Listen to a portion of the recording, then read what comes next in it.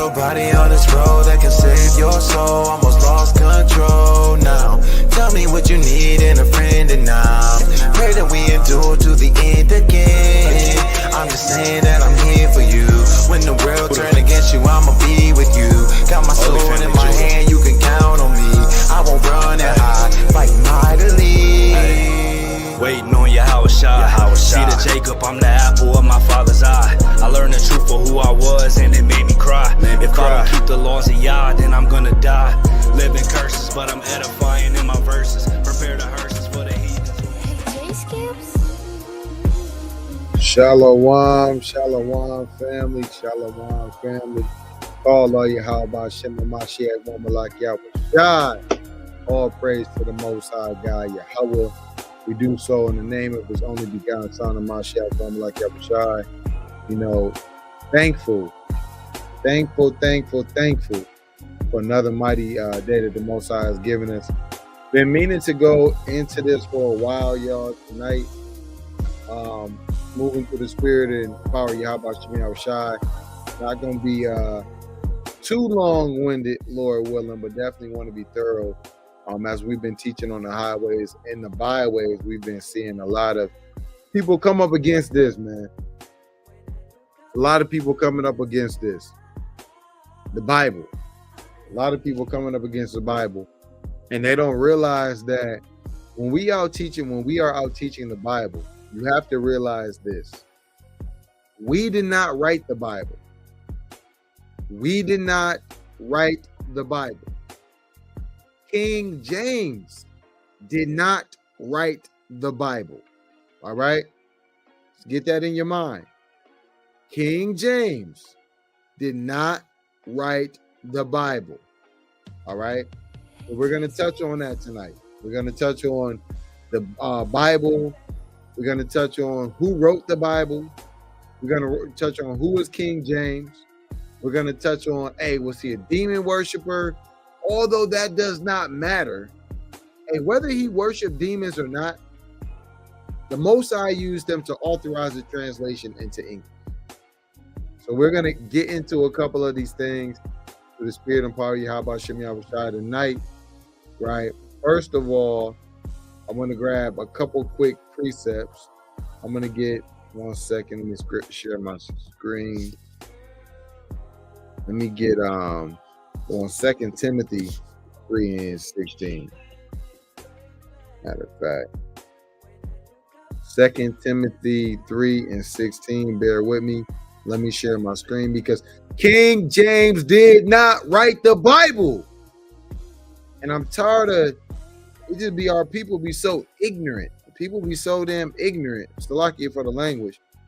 Thinking that King James wrote the Bible. Well, what does the Bible say? Right? Let's talk Bible.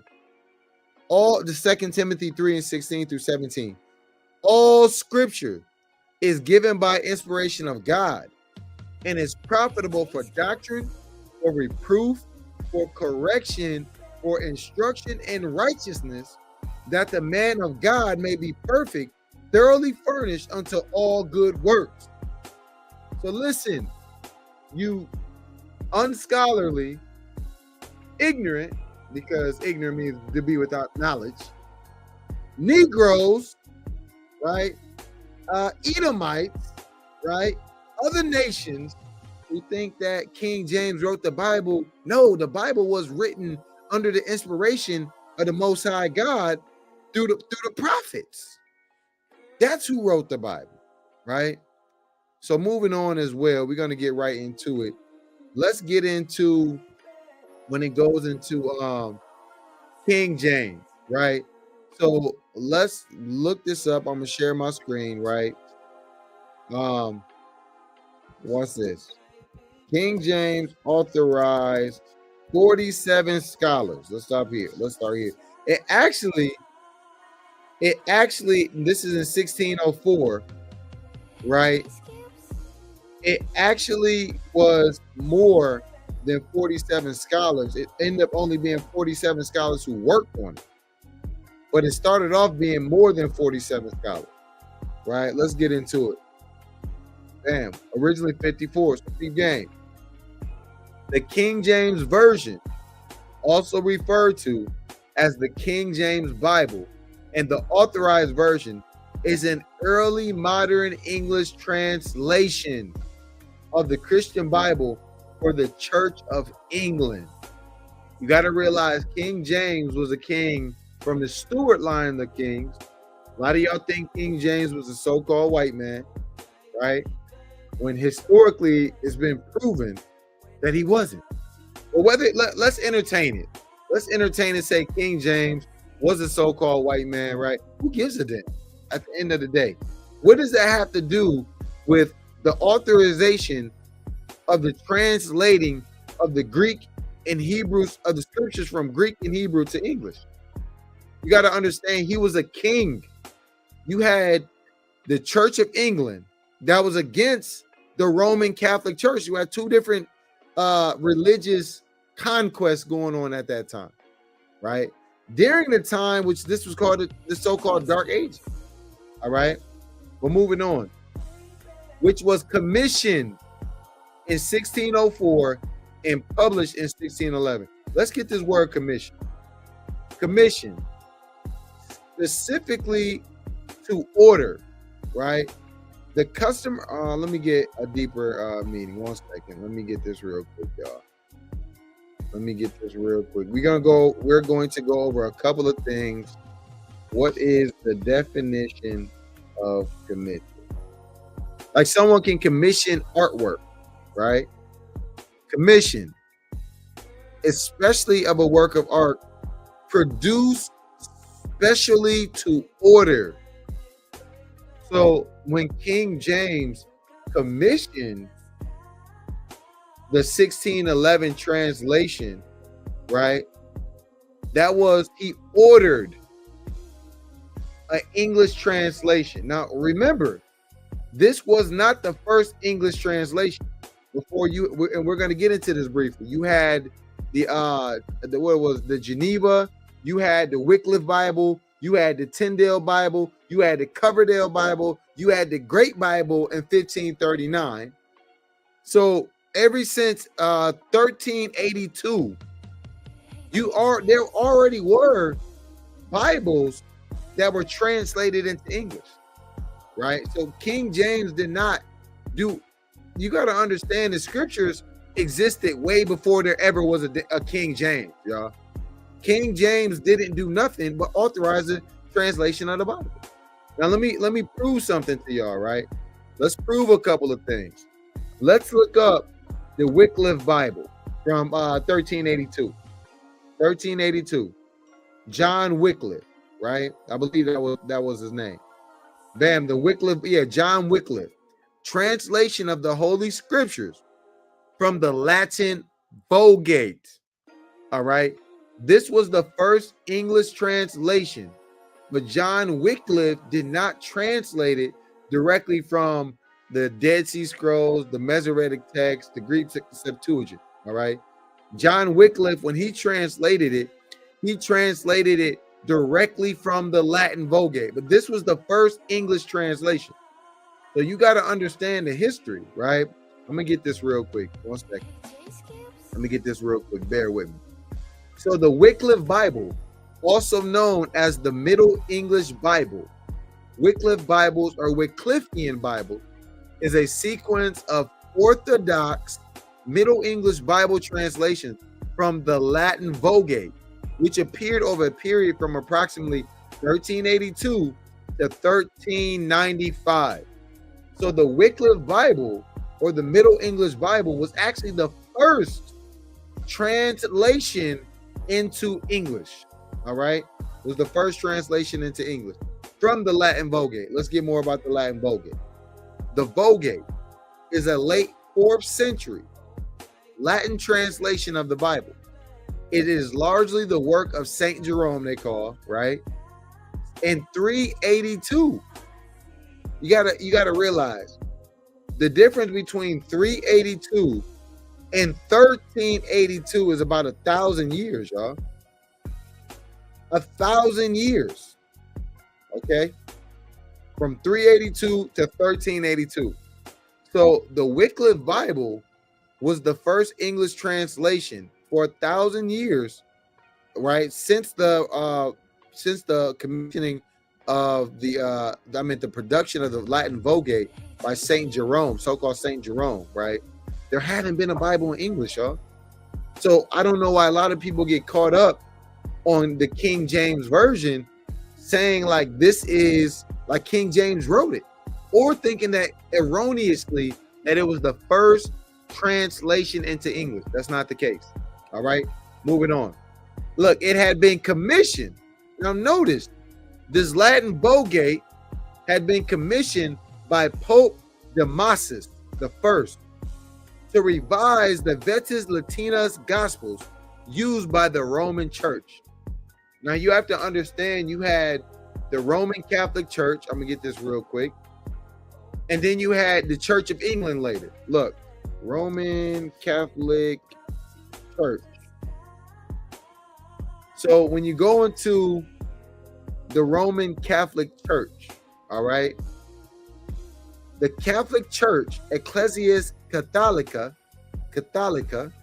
also known as the Roman Catholic Church, is the largest Christian church with 1.27 to 1.4 billion baptized Catholics worldwide as of 2025.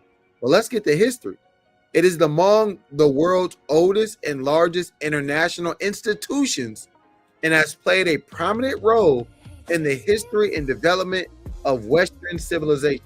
A lot of that was through pillage, right? Through a conquest, through crusades, right? Through murder, through rape, robbery, all right? Through captivities. That's what this goes into. But let's get to history 1 second. So when you go into, what do I want? All right, bam, right here. So, let me see. Catholic, romanticized Catholicos, which means universal, was first used to describe the church in the early 2nd century. The first known use of the phrase, the Catholic Church, Catholico, which means universal, right, occurred in a letter written in AD 110 from St. Ignatius of Antioch to the Smyrnians, which read, "Wheresoever the bishop shall appear, let there let the people be, even as where Jesus may be. There is the universal Catholico Church," right?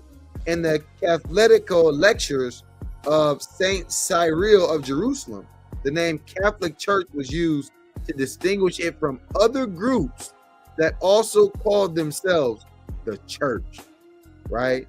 So you got to think there was the so-called Holy Roman Empire. You got the Byzantine times.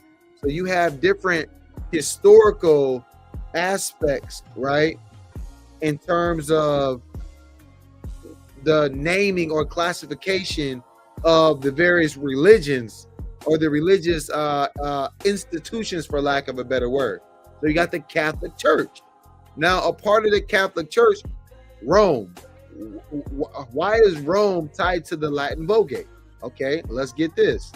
Let's go into language families, right? You go into language family and you go into Latin in Rome, right? So, bam, I'll get it right here.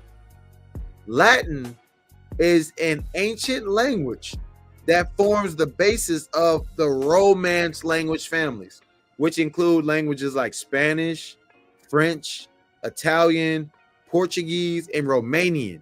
The term Romance comes from the Latin word Romanicus, meaning Roman, as these languages evolved from the everyday or vulgar Latin spoken in the Roman Empire. So let's look at this real quick, y'all. When you got to understand this, just how people have lineages and families, languages have lineages and families. Didn't the Most High God tell the children of Israel? Let me get this real quick, right? I'm going to show y'all something real quick. That the Most High would turn us over to a pure language in the book of Zephaniah. And the book of Zephaniah, chapter 3 and verse 9. For then will I turn the people a pure language, that they may all call upon the name of the Lord Yahweh to serve him with one consent. And we know that pure language goes into Hebrew, right? Straight like that. So bam, let's keep it moving on, right? So when we go into these different language families, you see Latin. You got Latin right here. You got Italian, Corsican, Sardinian, right? You have Romanish, Friluvian, Venetian. So these are all branches. Look, you got Gallo French right here. You got Portuguese, Spanish, Galician, Asturian, right? Emilian, Romanian, Romanian, Italian, Sicilian, Sardinian. So all of these stem from Latin, right? And before that, you see Vulgar Latin, all right? Vulgar Latin. Let's get into that. So Vulgar Latin refers to the informal spoken forms of Latin used by the common people throughout the Roman Republic and Empire. You know, in Rome, there were various classes of people. That's actually how you get the caste or the class system like that you see in America today. You know, you got you had the peasant class, you had the merchant class, you had the royal class or the imperial class. So you had different classes of citizenship in Rome, in ancient Rome. And depending on the class that you were in, would normally denote how educated you were or how proficient you were in various languages, right? Or dialects of language. So when you have Vulgar Latin, it's basically the common folks' language that they spoke in antiquity in Rome. So in contrast to the formal classical Latin used by the educated elite, it is the direct ancestor of the modern Romance languages, such as Spanish, French, and Italian, and its simplification and regional variations led to the development of these different dialects. The term vulgar comes from the Latin word vulgaris, meaning common.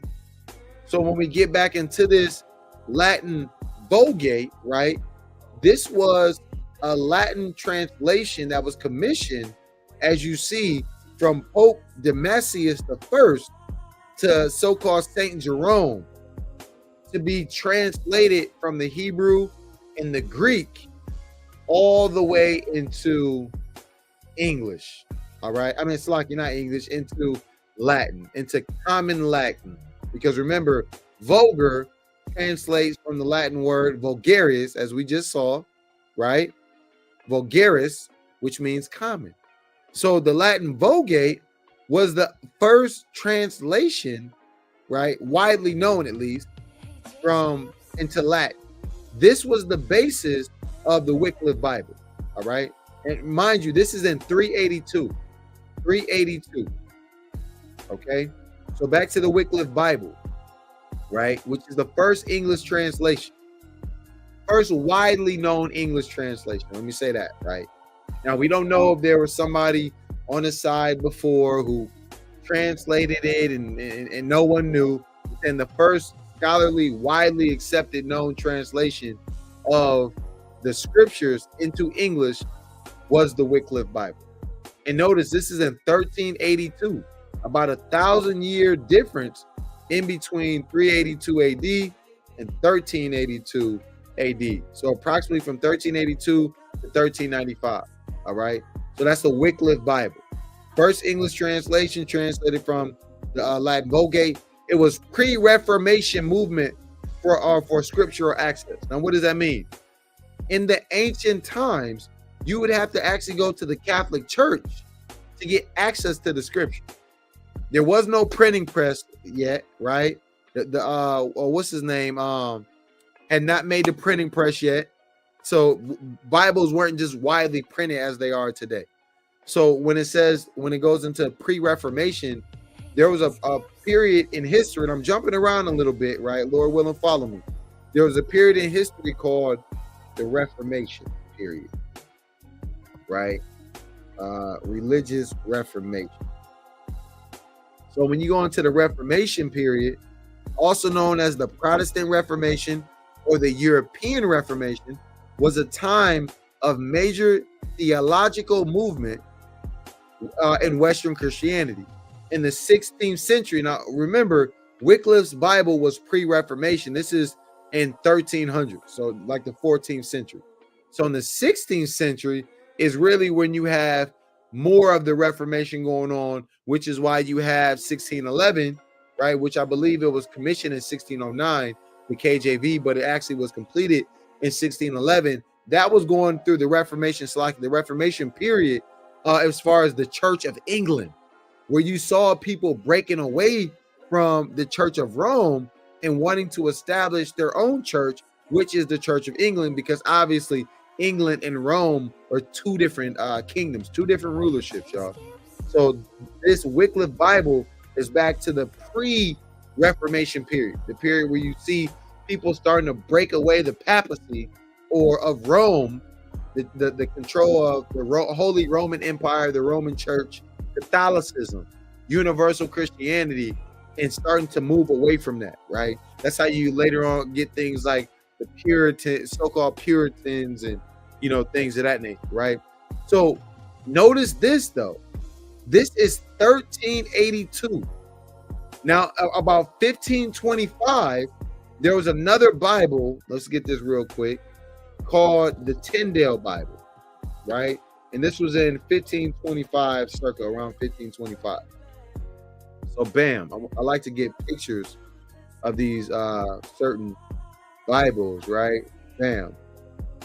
So Tyndale Bible, the Tyndale Bible. And hey, this Edomite was actually executed. Off with his head. And they cut his head off. Why did they cut his head off? Because of the Reformation. Shalom, brother. Yahweh Shem Yahshua. Because of the Reformation period. They cut his head off, y'all. Why? Because he was going against the church. So you got to understand this. People were getting killed for translating the Bible out of Latin, for going against the Holy Roman Empire and going against the papal state in the control of Catholicism. All right? Now, this started way back before Constantine. Notice, 325 AD was the Council of Nicaea. Now, we're going to try to bridge the gap between these things, and I'm probably definitely going to have to do a part 2 for the sake of time. But another thing you got to realize was going on in between this era, where there were certain ecumenical conferences that were going on, where people were deciding what was considered canon, right? What books of the Bible should be canonized, which means goes into what books should compile the Bible. Because remember, even when you think back about I want to get this quick precept real quick, right? In the book of Luke, right? 1 second. Let me get this quick precept. Let me get this real quick in that Luke 4. Because what we got to realize is that the book of Luke 4:17, and there was delivered unto him the book of the prophet Isaiah. What do you notice about that, family? The book of the prophet Isaiah. All of these were different books and scrolls. They weren't widely compiled in a Bible, biblios, which means compilation of books. These, man, the book of Isaiah, Christ, they didn't hand him the Bible. And like General Commander General Sirach always said, they handed him the book of Isaiah, and then they read it. So we got to realize there was different ecumenical councils that went on to canonize, to decide what should be considered canon. All right. So back to the Tyndale Bible. This is circa around 1525. You had, I believe his name was William Tyndale, if I'm not Was it William Tyndale? Let me see. I might be incorrect on his first name. I think it was James Wycliffe. I think it was William Tyndale, if I'm not mistaken. Yeah, William Tyndale. William Tyndale. So the Tyndale Bible generally refers to the body of biblical translations by the English biblical scholar and linguist William Tyndale, made in circa around 1522 to 1535. Tyndale's biblical text is credited with being the first English language biblical translation to work directly from Greek and for the Pentateuch Hebrew text. The Vulgate and German Bibles were also used. Now, keep in mind this: although the Latin Vulgate was Vulgar Latin, right, which is Common Latin, which was a romanicized language that was done in about as we said, about 320. I mean, about 338 around there, circa. But now you, 382, Salaki. But now you had the Tyndale Bible, which, remember, wasn't translated from English. Wasn't translated, Salakia, from Greek and Hebrew. It was translated from Latin. So he didn't actually go to the source documents, to the ancient manuscripts. He didn't do that, right? Wycliffe didn't do that. Tyndale, being a linguist, one who studies languages, he actually went to the Pentateuch. Pentateuch, Pent means 5, right? So it goes from the law, the Pentateuch, and the Hebrew text, the books that were compiled. The books that were in their uncompiled form, right? And he also referenced from the Vulgate as well, and other Greek, what is it called, German Bible. Well, he went to the Greek, so he translated it directly from the Hebrew and the Greek primarily into English. So this was actually the first English translated Bible that was coming from the Greek and the Hebrew scriptures. Now, how does this tie to King James, man? That's why people have to be more studied and more scholarly and quit claiming that King James was the first translation. And notice this: King James didn't write nothing. He didn't write a damn thing. All right? Moving on. It was the first English biblical translation that was mass produced as a result of new advances in the art of printing. Right? It was called the, let's look this up real quick. The Gutenberg print press. I don't know how to spell that. What? Gutenberg print press right here. Select it. So the Gutenberg printing press is a 15th century. All right. Notice the Tyndale Bible was about 1525.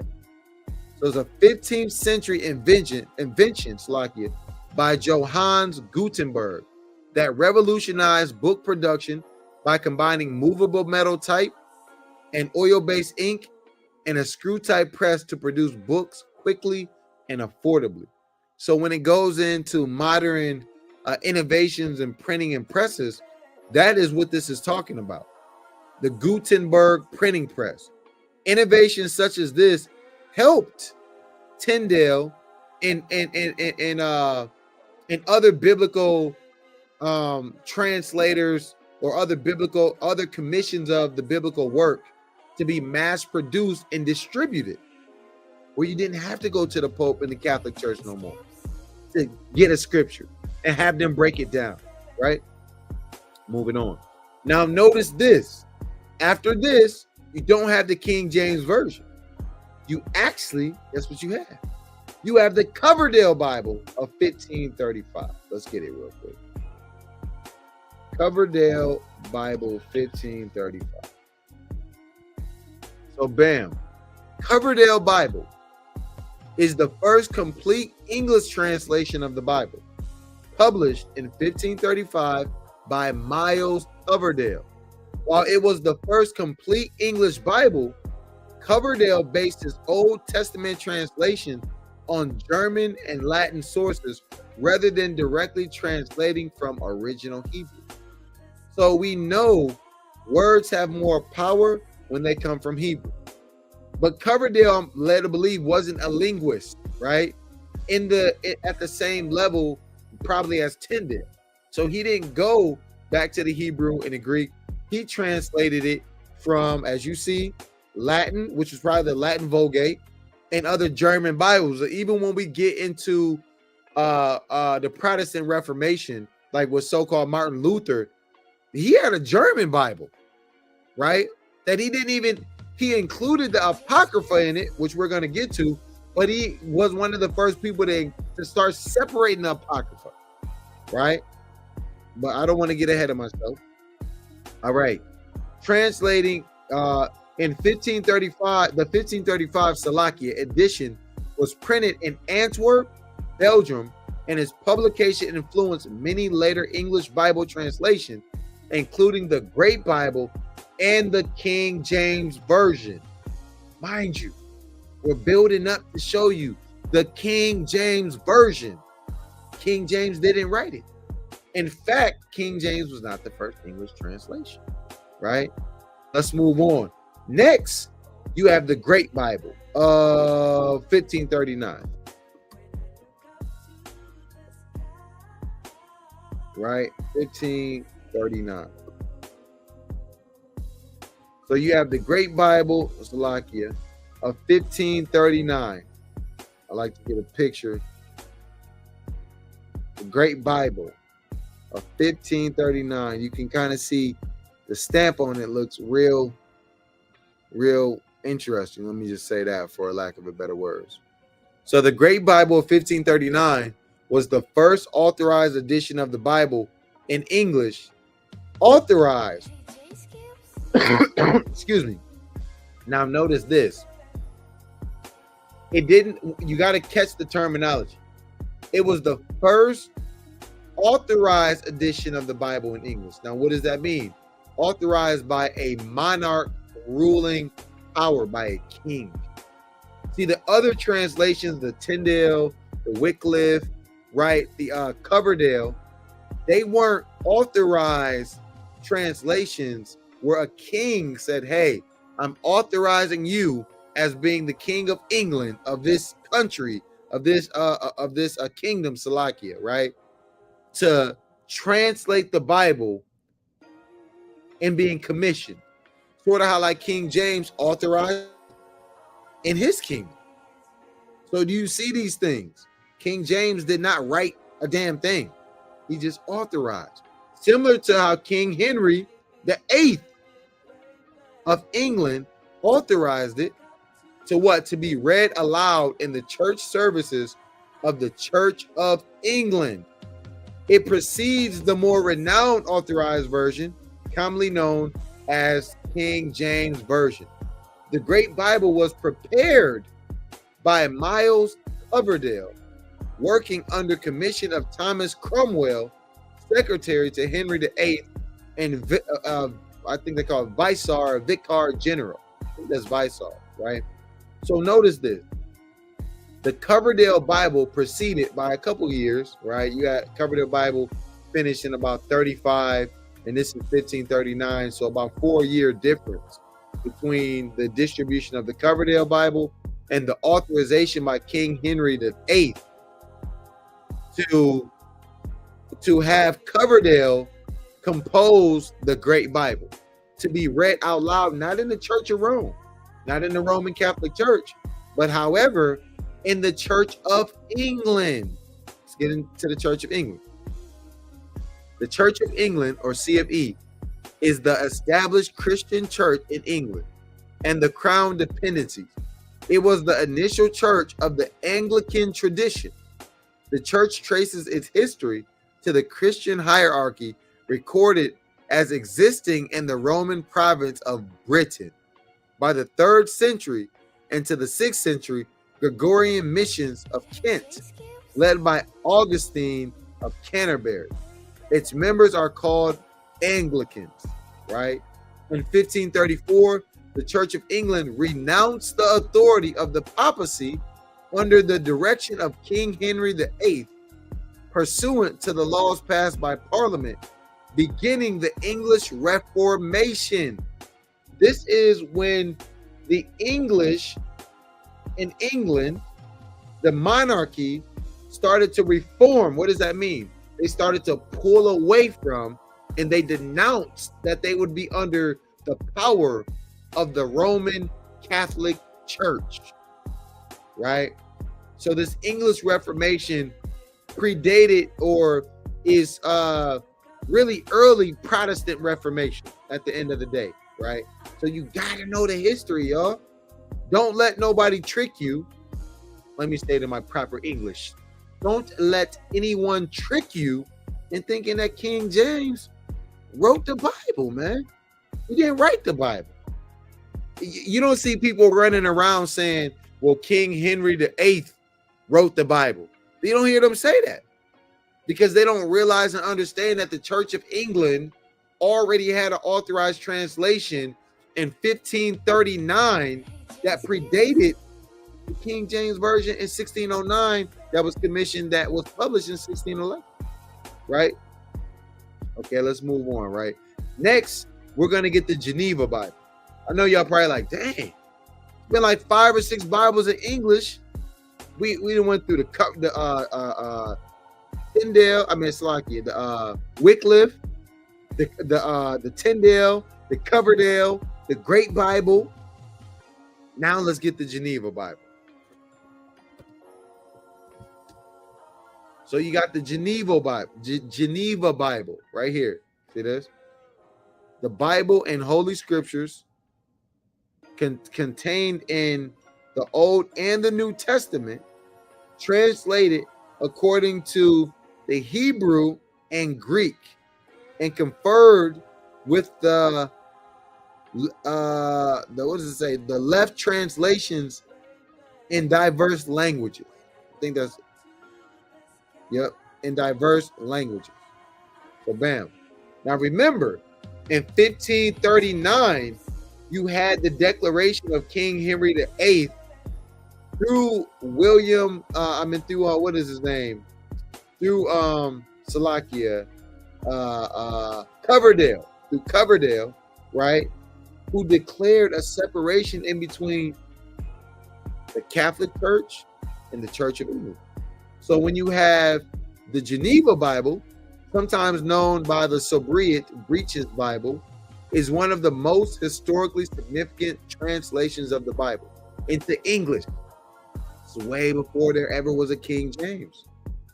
Preceding the Douay Rheims Bible by 22 years and the King James by 51 years.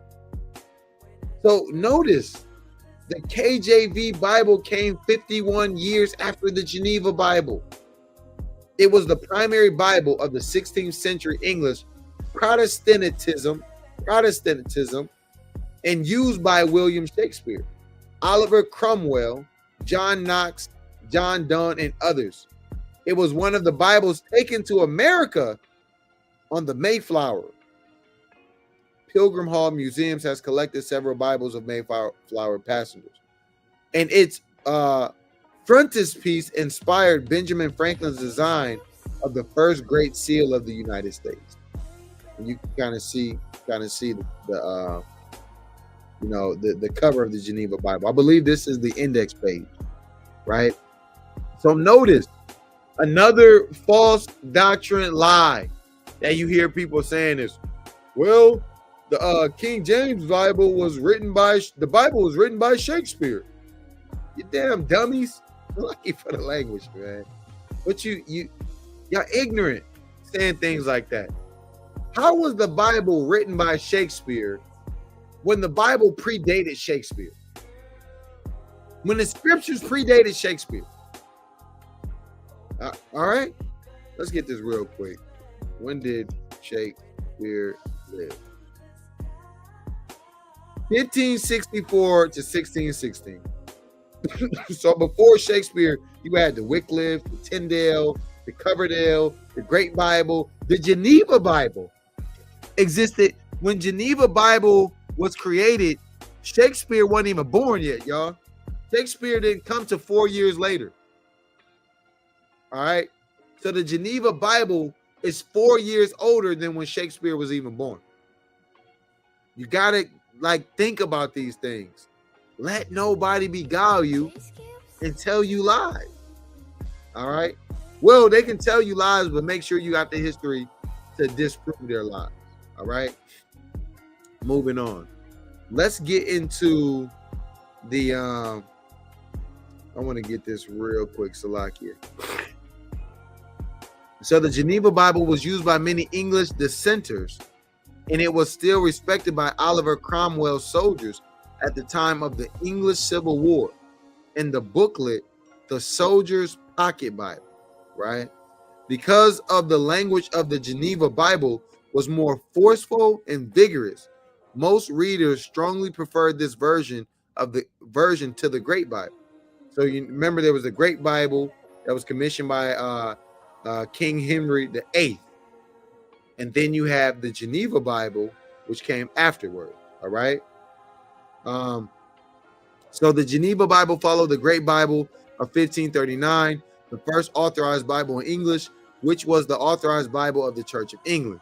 During the reign of Mary I, who restored Catholicism and outlawed I always got an issue saying of this word, Protestantism in England, a number of English Protestant scholars fled to Geneva, which was then a republic, which means it wasn't under the laws of Great Britain, wasn't under the laws, it was its own thing. It was a republic, right? Which John Calvin and later Theodore Beza provided the primary spiritual and theological leadership. That's why a lot of people in Geneva were Calvinists, all right, which is another lesson we're going to get into. Among these scholars was William Whittingham, who supervised the translation known as the Geneva Bible, in collaborations with who again? Miles Coverdale, same one who, a funny looking Edomite, right? Miles Coverdale, the same one from the Coverdale Bible, the same one who was used in the authorized translation by King Henry VIII in 1539 for the Great Bible. So y'all see how all of this well predates King James. Well predates King James. All right. So now, 53 years, what was it? 52 years later, I believe. 51 years later, Slocky. 51 years later, what do we have? The King James Bible in 1611. But it actually was commissioned, I believe, in 1609, if I'm not mistaken. 1604, Salakia. In 1604. So what's that?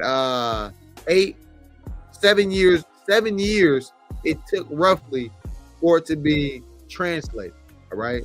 Now, what's unique about this, the King James Version, also referred to the KJV, King James Bible, and the Authorized Version is an early modern English translation of the Christian Bible for the Church of England, which was commissioned in 1604 and published in 1611. All right. By sponsorship of King James V, the sixth and the first, right? King James the sixth of England, King James the first of Scotland, I believe, is why he had. Yep, King James the first from Scottish to English. So a lot of people don't know that King James the sixth and King James the first, they actually were the same king, same person, y'all. Now a lot of people get in and say, like, that King James was a so-called white man. Or when you do your history, there was a long line of kings that were from the Stuart line, all right? That were from the Stuart line, the kings of Scotland, okay? King James was a so-called black man, actually. And I'm not going to get deep into it right tonight. I'm not going to save that for another day, but it's actually historically proven. And if you look up the Jacobites, right? If you just look up, see, a lot of times you can look at the crest. It's a good book. I don't know if I have it over here. I think, let me see if it's on my bookshelf real quick. It's a lot. You can see it on my bookshelf.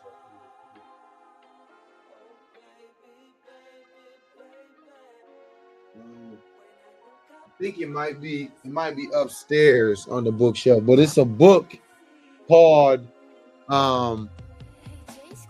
the Black Kings of Europe. I believe that's what the book is called. And what you learn in this particular book is you can trace the crest. Look at the crest, look at the seals, right, of a lot of these ancient European kingdoms, and you can tell what was the persuasion, the ethnicity of these kings. Now, we do know there's something called iconoclasm, where they whitewashed a lot of things during the from the transition of the Dark Ages into the Renaissance, which they call the rebirth, right? Well, you got to do your due diligence. But look, let's entertain whether King James was an Israelite, a Hamite descent of, a so-called white man. It doesn't matter for this particular portion of what we're describing here. It's the fact he was the king who, just like King Henry VIII, who was the king of England, authorized and commissioned scholars, all right, to publish and translate the Hebrew and Greek scriptures into English, y'all. Into English. That's all. That is all. So the King James Version was commissioned in 1604 and published in 1611 by sponsorship of King James VI and the First. The 80 books of the KJV included 39 books of the Old Testament, 14 books of the Apocrypha, and 27 books of the New Testament. Noted for its majesty of style, the KJV has remained in continuous use for over 4 centuries, exerting more influence on English literature and Christian thought than any other English Bible translation. So with that, we want to give all praises, glory, and honor to the Most High God, Yahweh. We do so by Shema Mashiach, woman like Yahushai. To the 12 tribes scattered abroad, greetings. Keep striving for perfection in His truth. Keep studying and show thyself approved, right? Let nothing stop your edification. And y'all, look, don't let people lie to you. Discredit the scriptures and say that because King James, King James wrote the Bible. That's an ignorant lie. All right. Call Yahweh Shema Shek, woman like Yahushai. Kom Yeshala. Shalom.